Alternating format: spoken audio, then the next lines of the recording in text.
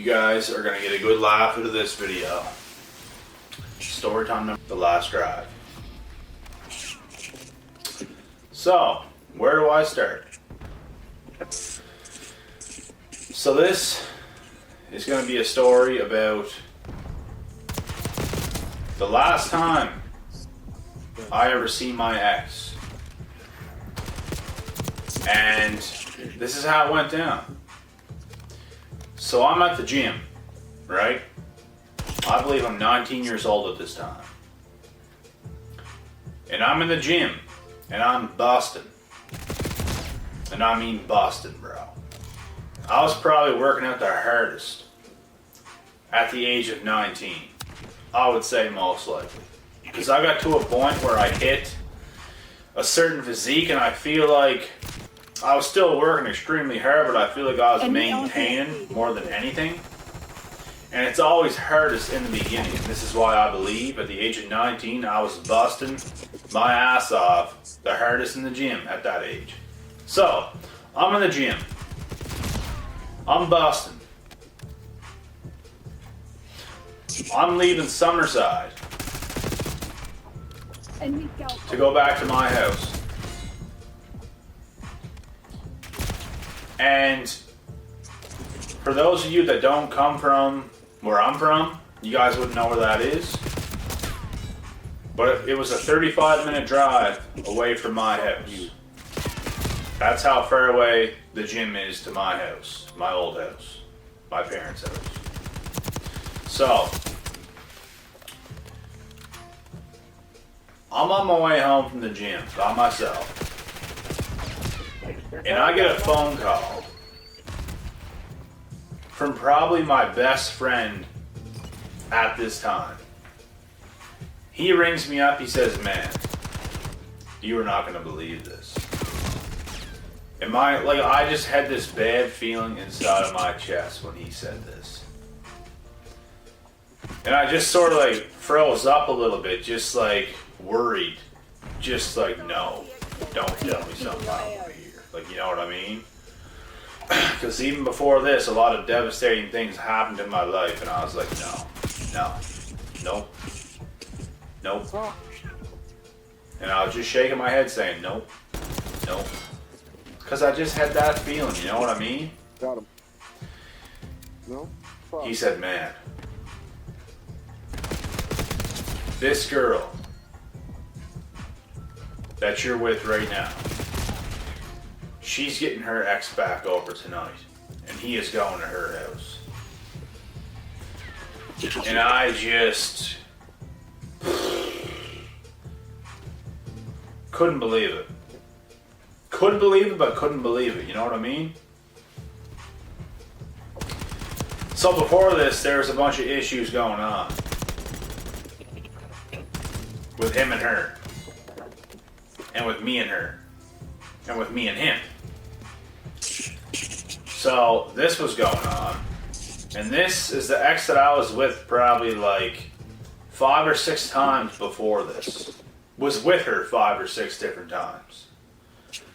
So another incident happened, and this was the last one. So I was almost home at this time. I was probably 5 minutes away from home. And where she was at was an hour and 30-minute drive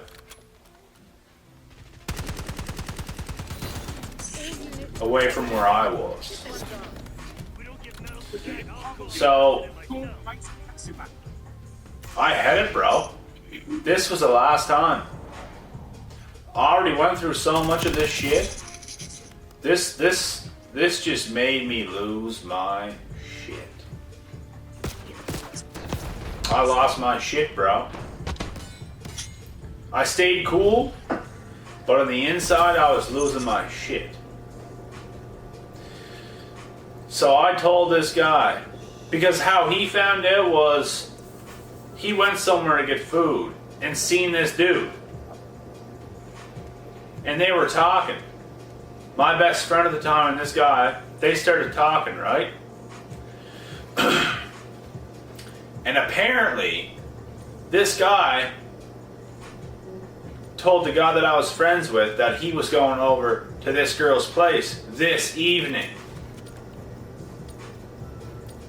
So he rang me up and he told me about that. And that's how he knew. That's how he knew.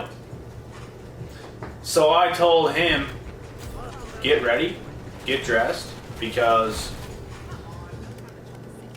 we're going to this place right now. We're going there. And he was like, holy shit, man. Like, holy shit. Holy shit. And he was with his girlfriend at the time, so I had to take both of them. So I took him and his girlfriend. I got home, jumped in the shower after the gym, ate, put on my shit, furious. And we drove all the way down there. And what happened was, we got there. He didn't want to come, but I made him come. And I had a brilliant game plan for whenever I was going to go in. So I told him, this was perfect. This was perfect. I told him, go knock on the door. Because there's a window, right? So they know who's at the door when they're knocking. All they had to do was go and look at the door, and you can see who is through the door. Big window, not just a little peephole, like a big window to the door. So I'm standing right beside the door where you can't see me. Because if this guy was there and they see me at the door, they would not let me in. They probably would have called the cops or something crazy would have happened. So I'm standing beside the door. He's knocking on the door. And these girls that were at the house knew who this guy was as well, so that helped. That even helped. So it was my ex in the house, and she was living with one of her friends. So it was two of them.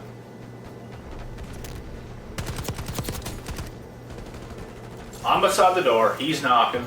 He knocked for 10 minutes before they even came and answered the door. Because it was the evening. They thought it was some crazy drunk guy just roaming around or something like that, and it scared them. But I wouldn't let him stop. I said, keep knocking, keep knocking, keep knocking. We're staying here until they answered the door. So they just peeped their head out. They seen who it was, and they're like, oh, hey, because they knew the guy, right? They come, open the door.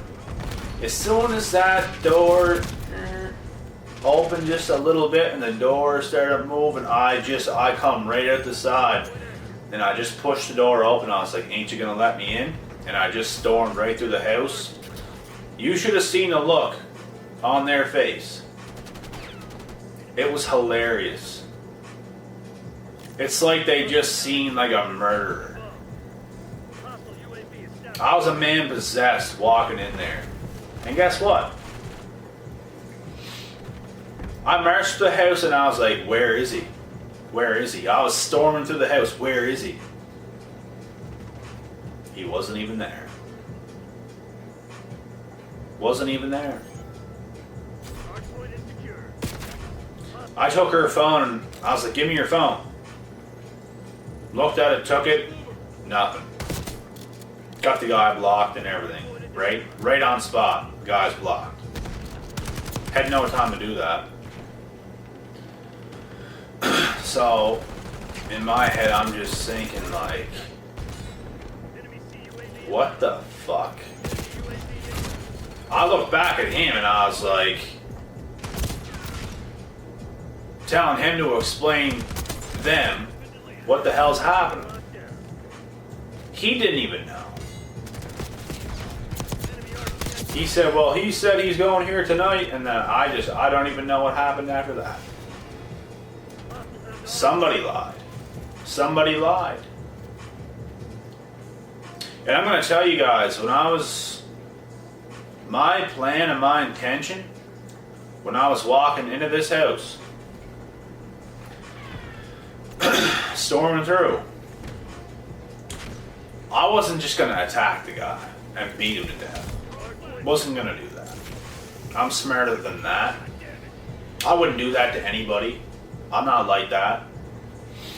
I'd give somebody a chance, like if I stormed in and this guy like fucked up and tried to like get into my face or showed any aggression towards me like he was gonna do something, then yes, now you're dead.